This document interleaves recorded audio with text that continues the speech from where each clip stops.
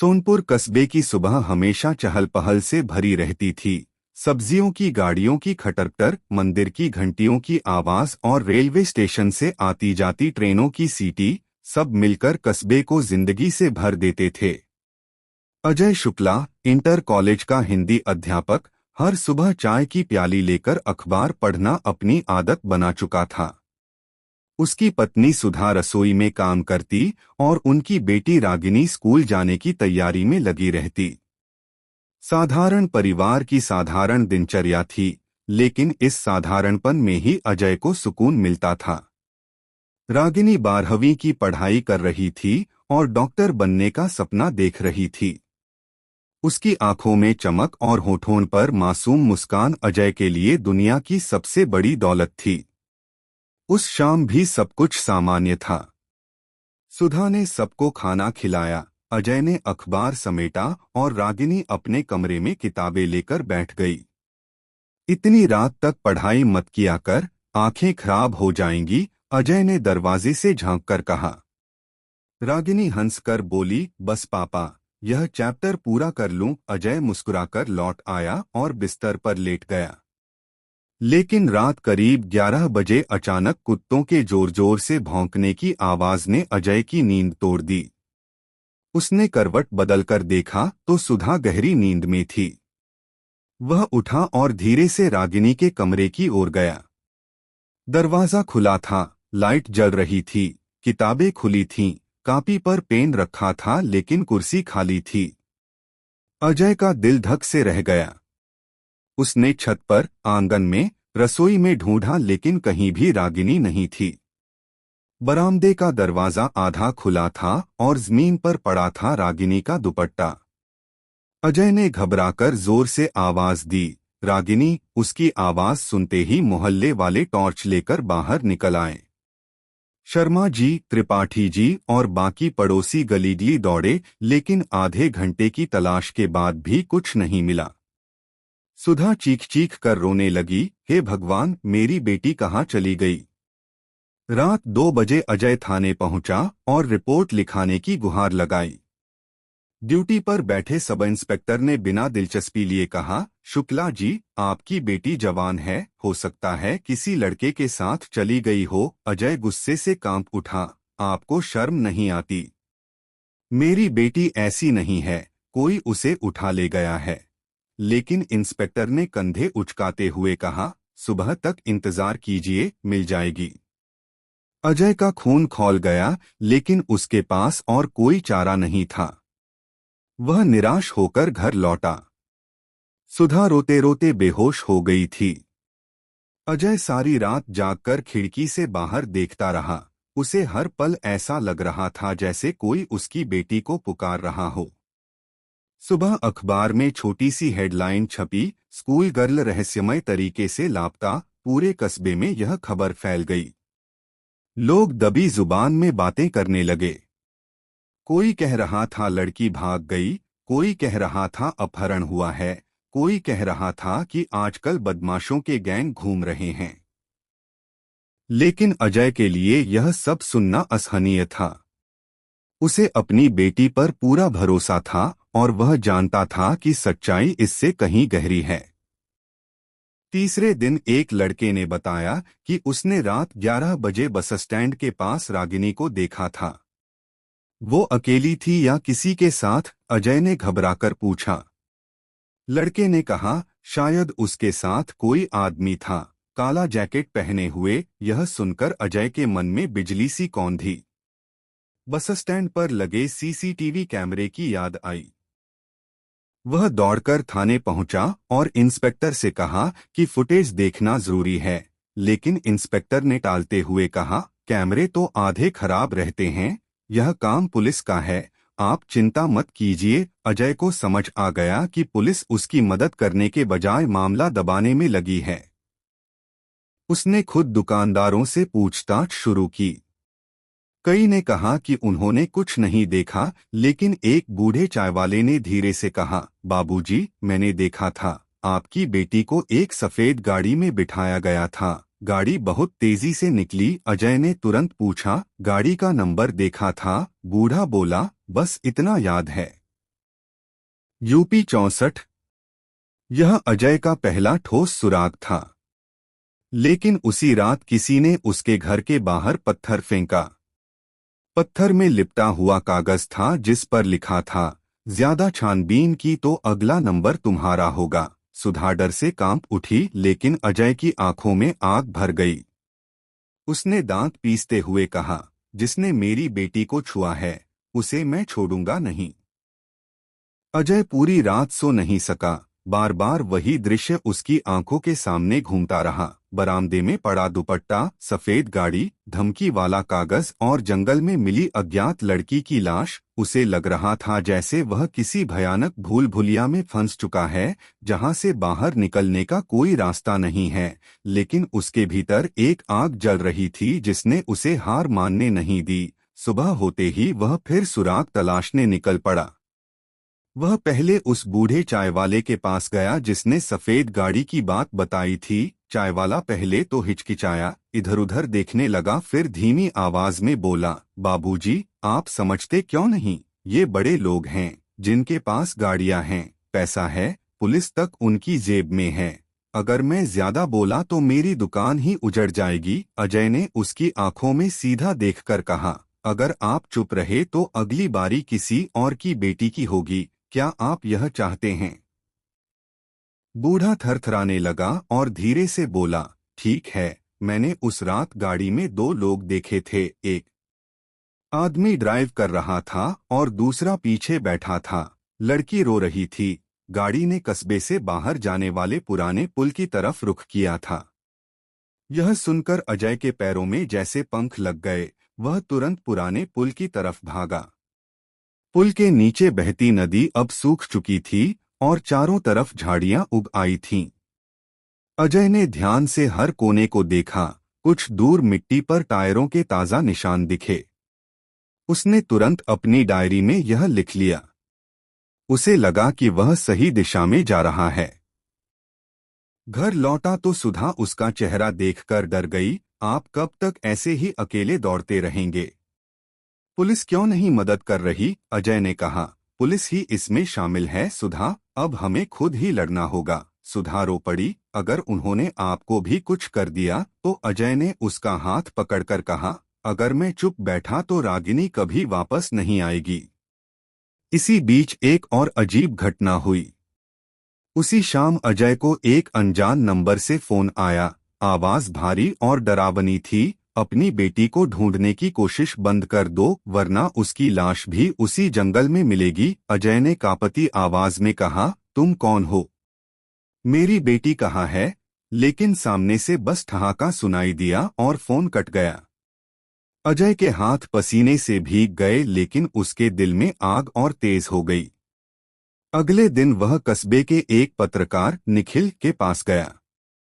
निखिल को ईमानदार माना जाता था और उसने कई बार नेताओं और पुलिस की पोल खोली थी। अजय ने उसे पूरी बात बताई। निखिल गंभीर हो गया, बोला, शुक्ला जी, यह मामला सिर्फ अपहरण नहीं है। मुझे लगता है यह मानव तस्करी का रैकेट है। पिछले 6 महीनों में 3 और लड़कियां गायब हुई हैं। पुलिस हर बार इसे भाग जाने का मामला बताकर दबा देती है।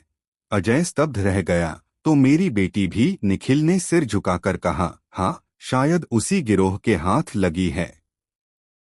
निखिल ने अजय से कहा कि उसे सबूत इकट्ठा करने होंगे, तभी वह अखबार में बड़ा खुलासा कर पाएगा। दोनों ने तय किया कि वे मिलकर इस मामले की तह तक जाएंगे। उन्होंने सबसे पहले उन गाड़ियों की तलाश शुरू की जिनका नंबर यूपी 64 सीरीज का था। कई दिनों की खोजबीन के बाद उन्हें पता चला कि ऐसी ही एक सफेद बोलेरो गाड़ी कस्बे के बड़े नेता और ठेकेदार रमाकांत यादव के घर अक्सर आती जाती है। रमाकांत का नाम सुनते ही अजय को समझ आ गया कि क्यों पुलिस मामले को दबा रही थी। रमाकांत का रसूख इतना था कि थाने से लेकर जिला स्तर तक उसका सिक्का चलता था। अजय और निखिल ने रमाकांत के घर पर नजर रखना शुरू किया। एक रात उन्होंने देखा कि वही सफेद बोलेरो गाड़ी घर से निकली और सीधे कस्बे के बाहर फैक्ट्री के पुराने गोदाम की तरफ गई। दोनों चुपचाप पीछे पीछे गए। गोदाम अंधेरे में डूबा था, लेकिन अंदर से हल्की रोशनी और आवाजें आ रही थीं। अजय का दिल जोर से धड़कने लगा। उसने निखिल से कहा, अगर रागिनी यहाँ है तो। लेकिन तभी अचानक किसी ने पीछे से आकर दोनों को पकड़ लिया। 3 नकाबपोश आदमी थे। उन्होंने दोनों को बांध दिया और धमकाते हुए कहा, बहुत हो गया जासूसी, जिंदगी से खेलना है क्या? अजय चीखकर बोला, मेरी बेटी कहाँ है? उसे छोड़ दो। लेकिन जवाब में उन्हें सिर्फ मुक्कों और लातों की मार मिली। कुछ देर बाद वे लोग दोनों को वहीं फेंककर चले गए। निखिल बुरी तरह घायल था, लेकिन उसने अजय से कहा, यह सबूत है कि हम सही दिशा में जा रहे हैं। हमें हार नहीं माननी चाहिए। अगले दिन निखिल ने अखबार में छोटा सा कॉलम छापा, सोनपुर में लड़कियों की गुमशुदगी के पीछे बड़ा गिरोह। खबर पढ़कर पूरे कस्बे में खलबली मच गई। लोग दबी जुबान में बातें करने लगे, लेकिन पुलिस ने तुरंत अखबार पर दबाव डालकर अगली खबर छापने से मना कर दिया। निखिल को भी धमकी भरे फोन आने लगे। अजय अब टूटने की हालत में था, लेकिन हर दिन उसे बेटी की मुस्कान याद आती और वह फिर उठ खड़ा होता। उसने तय किया कि वह अकेले ही गोदाम में जाएगा। एक रात वह चुपके से वहां पहुंचा। दरवाजा बंद था, लेकिन खिड़की से अंदर झांका तो उसने देखा कि 3 लड़कियां वहां बंद थीं, रो रही थीं, मदद की गुहार लगा रही थीं। अजय का दिल जोर से धड़का, लेकिन उनमें रागिनी नहीं थी। फिर भी उसने तय किया कि इन्हें बचाना होगा। वह भागकर निखिल के पास गया और दोनों ने योजना बनाई। उन्होंने कुछ भरोसेमंद लोगों को साथ लिया और अगली रात गोदाम पर धावा बोला। लड़कियां आजाद हो गईं, लेकिन गुंडे भाग निकले। उन लड़कियों ने बताया कि उन्हें बेहोश करके यहां लाया गया था और जल्द ही उन्हें ट्रक से कहीं बाहर भेजा जाना था। यह सुनकर अजय का खून ठंडा पड़ गया। उसने सोचा, क्या रागिनी को भी कहीं बाहर भेज दिया गया होगा? अब मामला और बड़ा हो चुका था। निखिल ने कहा, शुक्ला जी, यह सिर्फ सोनपुर नहीं, पूरा नेटवर्क है। लड़कियों को बाहर राज्यों में, यहाँ तक कि विदेशों में भेजा जाता है। आपकी बेटी जिंदा है, लेकिन हमें जल्दी करना होगा। अजय ने हाथ जोड़कर कहा, निखिल जी, बस मेरी बेटी को ढूंढ दीजिए, मैं सब कुछ करूंगा। उसी रात अजय को फिर एक फोन आया। इस बार आवाज और भी खौफनाक थी, बहुत शौक है तलाश करने का? तो सुनो, तुम्हारी बेटी जिंदा है, लेकिन ज्यादा दिन नहीं। अगर सच में देखना है तो कल रात स्टेशन के प्लेटफॉर्म नंबर 3 पर आ जाना, शायद तुम्हें उसकी झलक मिल जाए। अजय पूरी रात बेचैन रहा। सुबह होते ही वह स्टेशन पहुंचा। प्लेटफॉर्म पर भीड़ थी, गाड़ियां आ जा रही थीं। वह हर चेहरे को टकटकी लगाए देख रहा था। अचानक उसकी नजर पड़ी एक लड़की को। 2 आदमी जबरदस्ती ट्रेन की तरफ खींच रहे थे। लड़की ने एक पल के लिए पीछे मुड़कर देखा। अजय चीख पड़ा, रागिनी! लेकिन उसी समय ट्रेन चल पड़ी और भीड़ ने उसे धक्का देकर पीछे कर दिया। जब तक वह संभलता, गाड़ी तेजी से आगे बढ़ चुकी थी। अजय पटरियों के किनारे गिर पड़ा। उसकी आंखों से आंसू बहने लगे, लेकिन उसके होठों पर बस एक ही शब्द था, मैं तुम्हें ढूंढ कर रहूंगा, चाहे दुनिया उलट क्यों न जाए। अजय के हाथ में अब सिर्फ एक सुराग था, गाड़ी का नंबर यूपी 64, लेकिन बाकी अंक धुंधले थे। उसने ठान लिया कि कस्बे और आसपास की हर सफेद गाड़ी की जानकारी इकट्ठा करेगा। अगले ही दिन वह आरटीओ ऑफिस पहुंचा। क्लर्क को जैसे ही उसने बताया कि उसे यूपी 64 इंच से शुरू होने वाली सफेद गाड़ियों का डेटा चाहिए, क्लर्क ने हैरानी से उसे घूरा और बोला, शुक्ला जी, यह तो गोपनीय जानकारी है, ऐसे किसी को भी नहीं दी जा सकती। अजय ने जेब से 500 का नोट निकालकर टेबल पर सरका दिया और बोला, भाई, मेरी बेटी की जान का सवाल है। क्लर्क कुछ सोच में पड़ा और फिर धीरे धीरे रजिस्टर के पन्ने पलटने लगा। करीब 20 मिनट बाद उसने पन्ना आगे बढ़ाया और बोला, यह देखिए, पिछले साल से अब तक कुल 14 गाड़ियों का रजिस्ट्रेशन है जो यूपी 64 से शुरू होती हैं और सफेद रंग की हैं। अजय ने सबके मालिकों के नाम और पते कागज पर लिख लिए। वह सीधे पहले पते पर पहुंचा, एक स्थानीय व्यापारी का घर।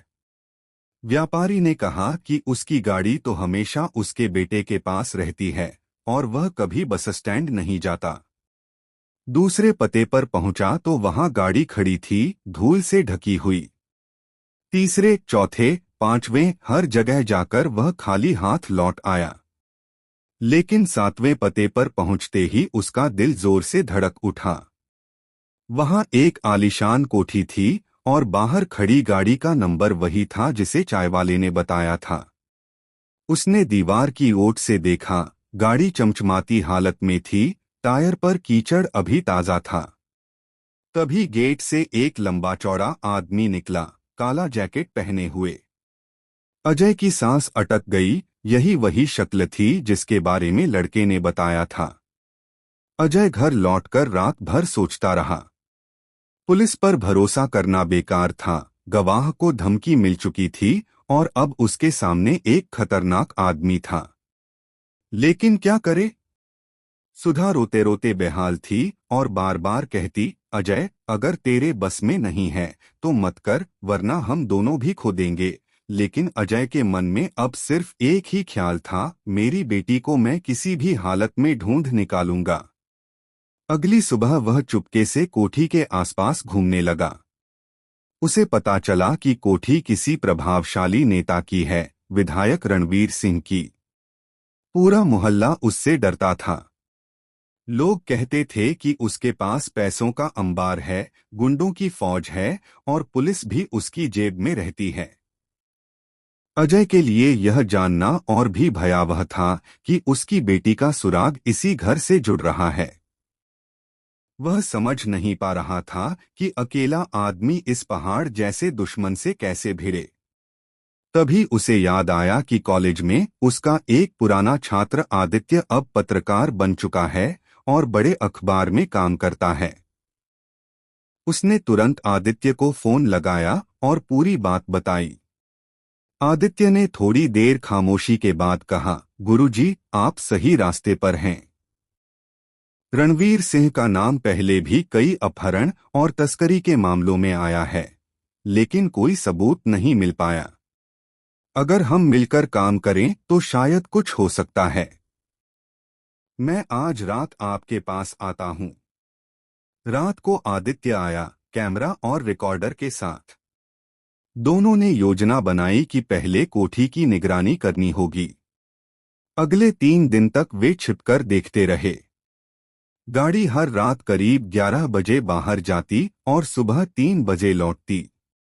गाड़ी के शीशे काले थे, इसलिए अंदर कौन बैठा है यह साफ नहीं दिखता था। लेकिन चौथे दिन अजय की आंखें भर आईं, उसे लगा जैसे खिड़की से रागिनी का चेहरा झलका हो। उसने चिल्लाना चाहा, लेकिन आदित्य ने उसका मुंह दबा लिया और फुसफुसाकर कहा, गुरुजी, अभी अगर कुछ किया तो सब बर्बाद हो जाएगा।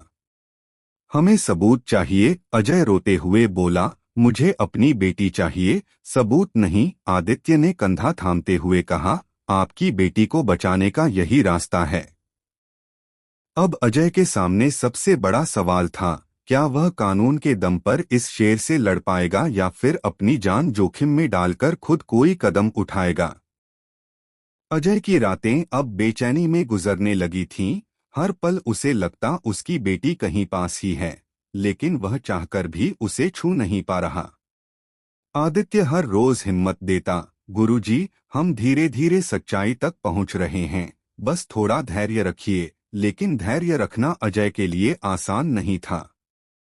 सुधा की हालत और बिगड़ने लगी थी। वह हर वक्त रोते रोते यही कहती, भगवान मेरी बच्ची को सुरक्षित लौटा दे। एक शाम आदित्य ने कहा, गुरुजी, मैंने अपने अखबार के एडिटर से बात की है। उन्होंने कहा है कि अगर हमारे पास पक्के सबूत आए तो वह इसे फ्रंट पेज पर छापेंगे। लेकिन बिना सबूत के अगर नाम छपा तो आपकी बेटी की जान पर भी बन सकती है। अजय ने दांत भींचते हुए कहा, फिर हमें सबूत जुटाना ही होगा। अगली रात आदित्य और अजय दोनों कैमरा लेकर कोठी के पास झाड़ियों में छिप गए। आधी रात को गाड़ी बाहर निकली और अजय ने कैमरे से वीडियो बना लिया।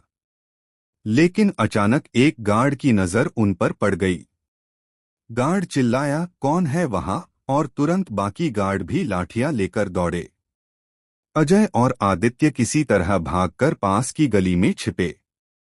दोनों की सांसें फूल गईं, लेकिन कैमरे में गाड़ी का नंबर और अंदर बैठे दो लोगों की परछाई कैद हो चुकी थी। अगली सुबह आदित्य ने फुटेज को ध्यान से देखा। ज्यादा साफ तो नहीं था, लेकिन इतना जरूर दिख रहा था कि गाड़ी के अंदर एक लड़की बैठी है। अजय को यकीन था कि वह रागिनी ही है। उसकी आंखों में पहली बार उम्मीद की चमक लौटी। लेकिन उसी शाम अजय को एक फोन आया। आवाज भारी और डरावनी थी, बहुत शौक है ना जासूसी करने का?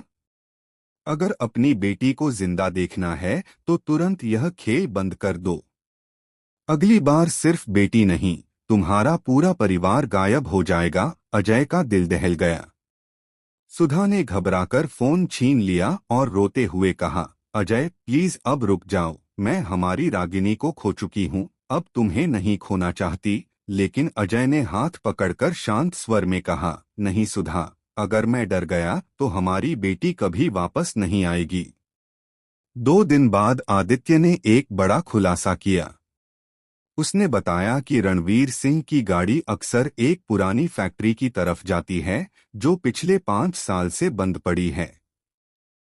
लोग कहते हैं कि वहां अब सिर्फ जंग लगे मशीनें और अंधेरा है, लेकिन हो सकता है अंदर कुछ और ही हो। अजय ने उसी रात फैक्ट्री पर नजर रखने का निश्चय किया। अंधेरे में दोनों फैक्ट्री के बाहर पहुंचे। गाड़ी अंदर घुसी और गेट अपने आप बंद हो गया। अजय और आदित्य दीवार फांदकर अंदर गए। अंदर पूरा परिसर सन्नाटा साधे हुए था, लेकिन फैक्ट्री के एक कोने से हल्की रोशनी झलक रही थी। दोनों दबे पांव आगे बढ़े। जैसे ही उन्होंने झांका, उनका दिल थम गया। अंदर लगभग 5-6 लड़कियां बंद थीं, सबके चेहरे पर डर और आंखों में आंसू। अजय की आंखें पथरा गईं, उनमें से एक रागिनी थी। उस पल अजय खुद को रोक न सका। वह पागलों की तरह चिल्लाता हुआ अंदर घुसा। रागिनी, उसकी आवाज गूंजते ही गार्ड्स ने उसे पकड़ लिया। आदित्य ने कैमरे से सब रिकॉर्ड किया और किसी तरह भाग निकला, लेकिन अजय को गार्ड्स ने बेरहमी से पीटकर बेहोश कर दिया। जब अजय की आंख खुली तो वह लोहे की सलाखों के पीछे था। सामने रणवीर सिंह बैठा था, सिगार पीते हुए। उसने ठंडी हंसी के साथ कहा, बहुत हिम्मत है तुम में शुक्ला, लेकिन हिम्मत करने वालों का अंजाम अच्छा नहीं होता। तुम्हारी बेटी अब मेरी है, समझे? अजय ने लहूलुहान होते हुए भी कहा, वो मेरी बेटी है, मैं उसे लेकर जाऊंगा चाहे मेरी जान चली जाए। रणवीर सिंह ने सिगार बुझाते हुए कहा, फिर अपनी आखिरी पूजा पढ़ लो। अजय सलाखों के पीछे खून से लथपथ पड़ा था, लेकिन उसकी आंखों में आग बुझी नहीं थी। सामने रणवीर सिंह अपने गुंडों के साथ हंस रहा था, जैसे उसने कोई बड़ा शिकार कर लिया हो। तभी अचानक फैक्ट्री के बाहर सायरन की आवाज गूंजी। सब गुंडे चौंक उठे। रणवीर ने भौहें चढ़ाकर कहा, ये क्या हो रहा है? असल में आदित्य वहां से भागकर सीधे अपने अखबार के दफ्तर पहुंचा था। उसने कैमरे में कैद फुटेज तुरंत एडिटर को दिखाया। एडिटर ने बिना देर किए उसे न्यूज चैनल्स और सोशल मीडिया पर वायरल कर दिया। प्रभावशाली नेता की फैक्ट्री से लड़कियों की तस्करी का खुलासा, यह हेडलाइन आग की तरह फैल गई। मीडिया और पुलिस दोनों फैक्ट्री की ओर दौड़ पड़े। फैक्ट्री के बाहर पुलिस की गाड़ियां रुकते ही रणवीर सिंह के गुंडे हड़बड़ा गए। रणवीर ने गुस्से से चिल्लाकर कहा, सबूत मिटा दो, लड़कियों को कहीं छुपा दो। लेकिन अब देर हो चुकी थी। पुलिस ने चारों ओर से फैक्ट्री को घेर लिया था। अजय ने सलाखें पकड़कर पूरी ताकत से झकझोरा, तभी आदित्य अंदर घुस आया और चाबी फेंकते हुए बोला, गुरुजी, जल्दी कीजिए। अजय ने सलाखें खोलीं और भागकर रागिनी के पास पहुंचा। वह बेहोशी की हालत में थी लेकिन जिंदा थी। अजय ने उसे बाहों में उठा लिया। उधर पुलिस और गुंडों के बीच जबरदस्त भिड़ंत शुरू हो गई। गोलियों की आवाज गूंजने लगी। रणवीर सिंह भागने की कोशिश में था, लेकिन मीडिया के कैमरे पहले ही उसे लाइव कैद कर चुके थे। पूरे शहर की नजर अब उसी पर थी। अजय जैसे तैसे रागिनी को बाहर लाया। सुधा वहां पहले से पहुंची हुई थी। बेटी को देखकर वह फूट फूट कर रो पड़ी और उसे सीने से लगा लिया। अजय की आंखों में आंसू थे, लेकिन दिल में संतोष कि उसने अपनी बेटी को बचा लिया। पुलिस ने लड़कियों को सुरक्षित निकाला और रणवीर सिंह को हथकड़ियां पहनाकर ले गई। पूरा शहर हक्का बक्का था। लोग हैरान थे कि सालों से जो नेता सबसे बड़ा भला आदमी बनने का ढोंग करता था, वही असल में इतना बड़ा अपराधी निकला। कुछ दिनों बाद अखबारों में बड़े बड़े अक्षरों में छपा, स्कूल टीचर की बहादुरी से बच्चियों की तस्करी का पर्दाफाश। लोग अजय की हिम्मत की तारीफ करने लगे। लेकिन अजय जानता था कि असली हीरो उसका पुराना छात्र आदित्य था, जिसने सब कुछ दांव पर लगाकर उसकी मदद की। रागिनी धीरे धीरे सामान्य होने लगी। उसकी आंखों का डर कम हुआ और उसने कहा, पापा, मैंने सोचा था मैं कभी वापस नहीं आ पाऊंगी। अजय ने उसका हाथ थामकर कहा, बेटी, जब तक पिता जिंदा है कोई तुम्हें छू भी नहीं सकता। सुधा ने आंसू पोंछते हुए दोनों को गले लगाया। लेकिन अजय के मन में एक और कसक रह गई। उसने सोचा, आज मेरी बेटी लौट आई, लेकिन न जाने कितनी बेटियां अब भी कहीं अंधेरे में कैद होंगी। क्या उनकी आवाज भी सुनी जाएगी? यह सवाल उसके दिल में चिंगारी की तरह जलता रहा। फैक्ट्री से रागिनी समेत बाकी लड़कियों के बच जाने के बाद पूरे कस्बे में अजय का नाम गूंजने लगा। लोग उसे हीरो कहने लगे, लेकिन अजय के मन में चैन नहीं था। रणवीर सिंह जैसे ताकतवर आदमी को पुलिस ने भले ही जेल भेज दिया हो, लेकिन वह जानता था कि ऐसे लोग जेल की सलाखों से भी अपने हाथ पैर हिलाते रहते हैं। सही भी हुआ। कुछ ही दिनों में खबर आई कि रणवीर सिंह के वकील ने हाई कोर्ट में जमानत अर्जी दाखिल कर दी है। पूरा मोहल्ला चिंता में पड़ गया। लोग कहने लगे, शुक्ला जी, अगर वो बाहर आ गया तो सबसे पहले आप पर हमला करेगा। सुधा डर के मारे रोने लगी, अजय, अब बस करो, हमें यहाँ से कहीं दूर चलना होगा। लेकिन अजय ने शांत स्वर में कहा, भागकर अपनी जिंदगी नहीं बचाऊंगा, अब इस लड़ाई को अंजाम तक ले जाना ही होगा। अजय ने वकील की तलाश शुरू की। कई वकील पहले तो तैयार हुए, लेकिन जैसे ही नाम रणवीर सिंह का सुना, पीछे हट गए। तभी आदित्य ने सुझाव दिया, गुरुजी, शहर में एक समाजसेवी वकील हैं, अंजलि मेहरा। वो ऐसे ही केस लड़ती हैं, शायद वह आपकी मदद कर दें। अजय ने हिम्मत करके अंजलि मेहरा से मुलाकात की। लंबा कद, सख्त निगाहें और आत्मविश्वास से भरी आवाज, वो सचमुच जुझारू लग रही थीं। अजय ने रोते हुए पूरा किस्सा सुनाया। अंजलि ने एक पल भी सोचे बिना कहा, शुक्ला जी, मैं यह केस लड़ूंगी, लेकिन आपको मजबूत रहना होगा क्योंकि रणवीर सिंह राजनीति और पैसे दोनों से खेलना जानता है। केस की सुनवाई शुरू हुई। अदालत के बाहर मीडिया का जमावड़ा लगने लगा। पहले ही दिन रणवीर सिंह के वकील ने कोशिश की कि केस को हल्का साबित कर दे। उन्होंने कहा, माननीय न्यायाधीश, ये सब राजनीतिक साजिश है। मेरे मुवक्किल निर्दोष हैं। लेकिन अंजलि ने सख्ती से कहा, माननीय न्यायालय, हमारे पास वीडियो फुटेज, गवाह और पुलिस रिपोर्ट है। यह कोई साजिश नहीं बल्कि मासूम बच्चियों की जिंदगी का सवाल है। रागिनी को भी गवाही के लिए बुलाया गया। वह कांप रही थी, उसके होंठ सूख गए थे। अजय ने उसका हाथ थामकर कहा, बेटी, सिर्फ सच बोलना है, डरना नहीं। अदालत में जब रागिनी ने अपने अपहरण और उस फैक्ट्री में हुए जुल्म का बयान दिया तो वहां मौजूद हर शख्स की आंखें नम हो गईं। लेकिन रणवीर सिंह चुप नहीं बैठा। उसने जेल के अंदर से ही अपने आदमियों को इशारा किया। गवाहों को धमकियां मिलने लगीं, कुछ तो डर के मारे गायब हो गए। एक रात तो आदित्य पर भी हमला हुआ। उसे अस्पताल में भर्ती कराना पड़ा। अजय उसकी खाट के पास बैठा आंसू रोकते हुए बोला, बेटा, यह लड़ाई बहुत मुश्किल है। आदित्य ने हंसते हुए कहा, गुरुजी, मुश्किल लड़ाई ही तो लड़नी चाहिए, आसान लड़ाई का क्या मजा। हर सुनवाई के साथ केस और पेचीदा होता जा रहा था। मीडिया अब इसे जनता बनाम नेता का मुकदमा कहकर दिखा रही थी। पूरा राज्य इस केस पर नजर रख रहा था।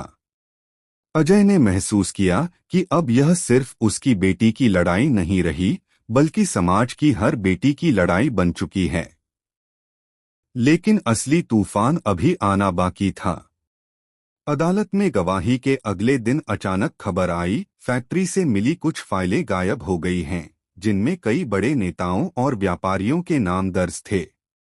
यह साफ था कि रणवीर सिंह अकेला नहीं, बल्कि एक पूरी जालसाजी का हिस्सा था। अजय समझ गया कि उसने जिनसे टक्कर ली है वो सिर्फ एक आदमी नहीं बल्कि पूरा तंत्र है। और अब उसकी जिंदगी पहले से कहीं ज्यादा खतरे में है।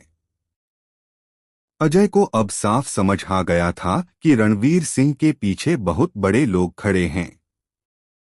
फैक्ट्री से गायब हुई फाइलें इसका सबसे बड़ा सबूत थीं। उनमें न जाने कितने रसूखदार लोगों के नाम रहे होंगे जो अब डर के मारे हर संभव कोशिश कर रहे थे कि सच बाहर न आए। अगली सुनवाई में रणवीर सिंह के वकील ने अदालत में कहा, माननीय न्यायालय, यह केस झूठे सबूतों और अफवाहों पर टिका है।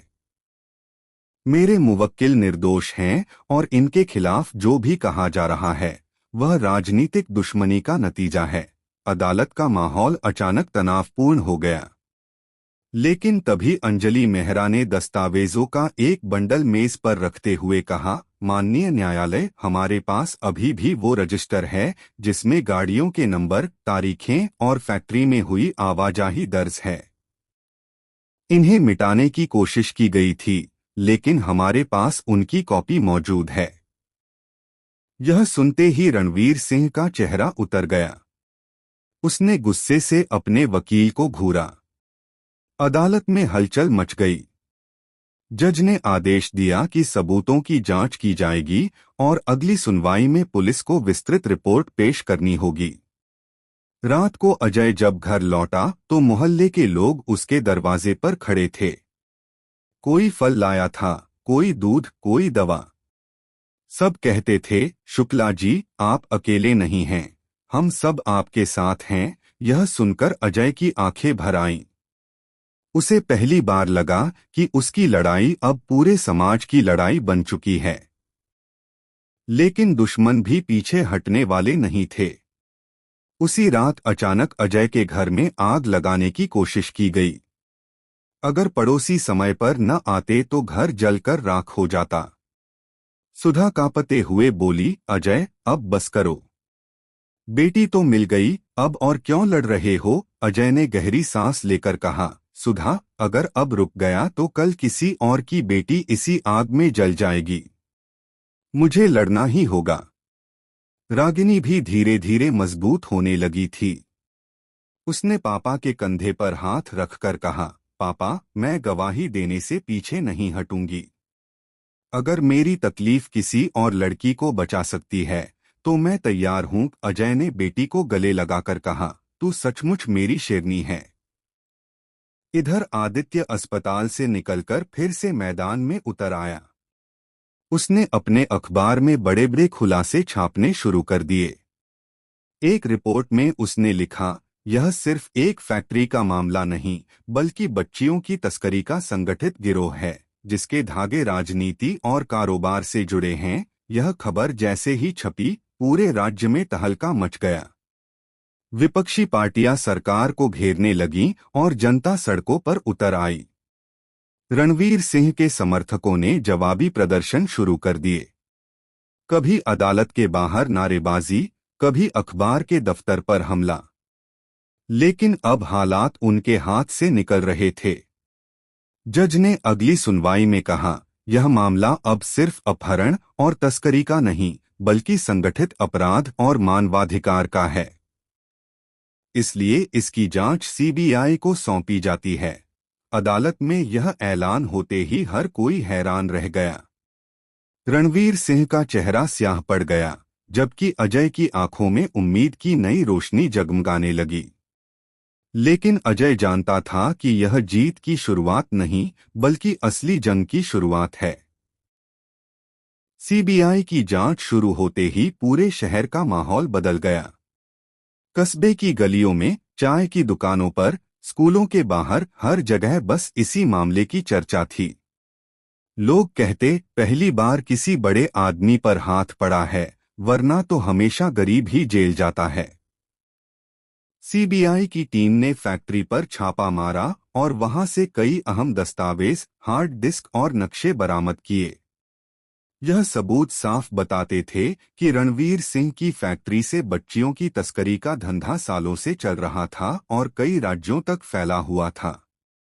अजय को बुलाकर जब अधिकारियों ने पूछा कि वह गवाही देने के लिए तैयार है या नहीं, तो अजय ने बिना सोचे कहा, मैं अपनी बेटी ही नहीं, हर उस बेटी के लिए गवाही दूंगा जिसकी जिंदगी इन दरिंदों ने बर्बाद की। लेकिन खतरे और बढ़ते गए। एक रात जब अजय अदालत से लौट रहा था, अचानक उसकी गाड़ी के ब्रेक फेल हो गए। गाड़ी पेड़ से टकराई, लेकिन चमत्कारिक ढंग से अजय बच गया। डॉक्टरों ने कहा, यह महज हादसा नहीं, किसी ने जानबूझकर ब्रेक काटे हैं। सुधा अब और डर गई। वह रोते हुए बोली, अजय, आखिर कब तक यह लोग हमें डराते रहेंगे? अजय ने शांत स्वर में कहा, जब तक सच की जीत न हो जाए। दूसरी ओर रागिनी की हालत भी धीरे धीरे सुधर रही थी। वह स्कूल जाने लगी थी। शुरू में बच्चे उससे दूर भागते थे, फुसफुसाते थे। लेकिन जब उसकी टीचर ने क्लास में सब बच्चों से कहा, रागिनी किसी गुनाह की दोषी नहीं है, वह तो बहादुर है, जिसने अंधेरे से बाहर आने की हिम्मत दिखाई, तो बच्चों का व्यवहार बदलने लगा। धीरे धीरे रागिनी के चेहरे पर मुस्कान लौट आई। मीडिया अब इस केस को देश की बेटियों की लड़ाई कहकर दिखाने लगा। अखबारों में सुर्खियां छपने लगीं, शुक्ला परिवार की बहादुरी, सत्ता और अपराध का काला सच, रागिनी की गवाही ने खोला तस्करी का जाल। रणवीर सिंह ने आखिरी कोशिश करते हुए अपने राजनीतिक आकाओं से मदद मांगी। लेकिन जब मामला सीबीआई और सुप्रीम कोर्ट तक पहुंच गया, तो किसी ने उसकी मदद करने की हिम्मत नहीं की। धीरे धीरे उसके सारे साथी भी उससे किनारा करने लगे। सुनवाई के दिन अदालत खचाखच भरी थी। रागिनी पहली बार गवाही देने आई। सबकी सांसें थम गईं जब उसने कांपती आवाज में कहा, उन्होंने मुझे मेरी माँ पापा से दूर किया, मुझे अंधेरे कमरे में रखा, लेकिन मैंने हार नहीं मानी। अदालत में सन्नाटा छा गया। जज ने तुरंत आदेश दिया कि पीड़िता की सुरक्षा बढ़ाई जाए और केस की सुनवाई रोजाना आधार पर की जाए। यह सुनकर अजय ने बेटी का हाथ पकड़ा और उसकी आंखों में झांककर कहा, तूने तो आज अपने पापा का सीना और चौड़ा कर दिया। लेकिन रणवीर सिंह के आदमी अभी भी हार मानने को तैयार नहीं थे। वे किसी भी कीमत पर गवाही रुकवाना चाहते थे और इसके लिए उन्होंने एक नई चाल चलनी शुरू कर दी, अजय के खिलाफ झूठे मुकदमे दर्ज करवाना। अब लड़ाई अदालत की चारदीवारी से निकलकर राजनीति, मीडिया और समाज के हर कोने तक फैल चुकी थी। अजय पर जब झूठे मुकदमे दर्ज हुए तो पूरा परिवार फिर से डर के साए में आ गया। मोहल्ले के कुछ लोग जो अब तक उसके साथ थे, धीरे धीरे दूरी बनाने लगे। कोई कहता, इतने बड़े आदमी से लड़ना ठीक नहीं है, तो कोई कहता, कहीं हम पर भी मुसीबत न आ जाए। लेकिन वहीं कुछ लोग और मजबूती से उसके साथ खड़े हो गए। खासकर मोहल्ले की औरतें बोलीं, अगर अजय भैया हार गए तो हमारी बेटियां कभी सुरक्षित नहीं होंगी। हम उनके साथ हैं। सीबीआई ने रणवीर सिंह की संपत्ति खंगालनी शुरू की। बैंक अकाउंट्स, विदेशों से हुई ट्रांजैक्शन और छुपे हुए गोदामों की लिस्ट सामने आई। हर दिन नए खुलासे होते और हर दिन रणवीर सिंह की मुश्किलें बढ़ती जातीं।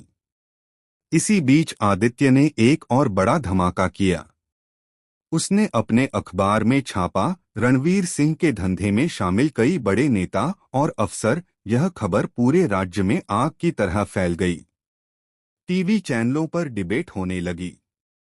कोई कहता यह देश की सबसे बड़ी बच्ची तस्करी का मामला है, तो कोई कहता यह सिर्फ अजय शुक्ला की जीत नहीं, पूरे समाज की जीत है। लेकिन इस खुलासे के बाद आदित्य की जान पर भी खतरा मंडराने लगा। एक रात जब वह दफ्तर से लौट रहा था, बाइक सवार दो लोगों ने उस पर गोलियां चला दीं। किस्मत से वह बच गया, लेकिन उसके ड्राइवर को गोली लग गई। यह खबर आते ही पूरे शहर में गुस्सा फैल गया। पत्रकारों ने सड़क पर उतरकर नारे लगाए, कलम पर वार बंद करो, सच दबाना बंद करो। अजय अब समझ गया था कि यह जंग लंबी है और आसान नहीं। उसने अपनी बेटी और पत्नी को कसकर गले लगाया और बोला, जो भी हो मैं पीछे नहीं हटूंगा। सुधा ने आंसू पोंछते हुए कहा, हम भी पीछे नहीं हटेंगे। सुनवाई का दिन फिर आया। अदालत में गवाहों को बुलाया गया। कई मजदूरों ने साहस दिखाकर बयान दिया कि फैक्ट्री में रात के अंधेरे में गाड़ियां आती जाती थीं और छोटे छोटे बच्चों को अंदर ले जाया जाता था।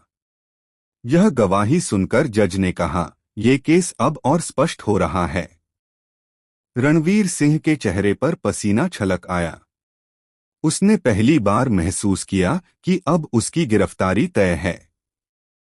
लेकिन जैसे ही अदालत की कार्रवाई खत्म हुई, बाहर खड़े उसके समर्थकों ने हंगामा शुरू कर दिया। पुलिस को लाठीचार्ज करना पड़ा। अजय और उसकी बेटी को पुलिस सुरक्षा में घर पहुंचाया गया।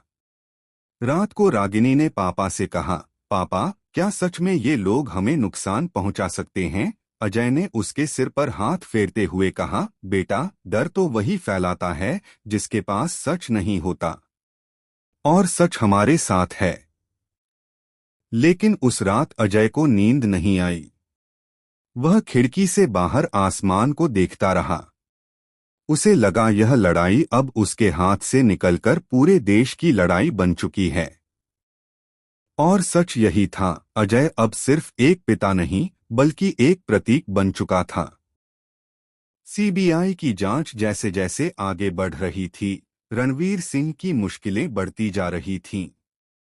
एक के बाद एक गवाह सामने आ रहे थे, सबूत मिल रहे थे और मीडिया का दबाव बढ़ रहा था। लेकिन रणवीर सिंह इतना आसानी से हार मानने वाला नहीं था। उसने जेल जाने से बचने के लिए देश छोड़कर भागने की योजना बनाई।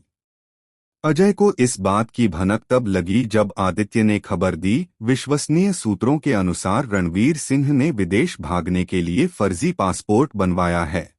यह सुनते ही अजय के अंदर गुस्से की लहर दौड़ गई। उसने तुरंत सीबीआई अधिकारियों से संपर्क किया और उन्हें पूरी जानकारी दी। अगले ही दिन एयरपोर्ट पर रेड पड़ी। रणवीर सिंह बिजनेस टूर के नाम पर प्राइवेट जेट से उड़ान भरने की तैयारी कर रहा था कि तभी सीबीआई ने उसे घेर लिया। पूरी मीडिया मौजूद थी और कैमरों के सामने जब रणवीर सिंह को हथकड़ी लगी तो पूरा देश देख रहा था। लोग टीवी पर यह नजारा देखकर ताली बजा रहे थे। लेकिन मामला यहीं खत्म नहीं हुआ। गिरफ्तारी के बाद भी रणवीर सिंह ने जेल से अपने आदमी बाहर भेजकर अजय को डराने धमकाने की कोशिश की। एक रात अजय के घर के बाहर गोलियां चलाई गईं। पुलिस ने आकर कहा, आपको और आपकी फैमिली को अब हाई लेवल सिक्योरिटी दी जाएगी। रागिनी जो पहले डरती थी, अब और मजबूत हो चुकी थी।